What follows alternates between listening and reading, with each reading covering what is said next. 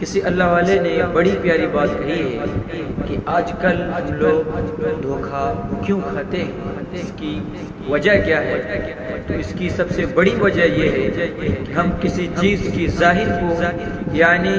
اس کی اوپر کو دیکھ لیتے ہیں اور اس پر اعتماد کر لیتے ہیں، حالانکہ معاملہ ایسا نہیں ہے، بلکہ کبھی کبھار بلکہ بارہا ہوتا ایسا ہے کہ ہم جس چیز کو ظاہراً دیکھتے ہیں حالانکہ اس کی حقیقت وہ چیز نہیں ہوتی ہے۔ اس لیے آپ اپنی زندگی میں جب بھی فیصلہ کرتے ہیں تو سوچ سمجھ کر کیجیے، کسی چیز کو صرف اوپر سے دیکھ کر کے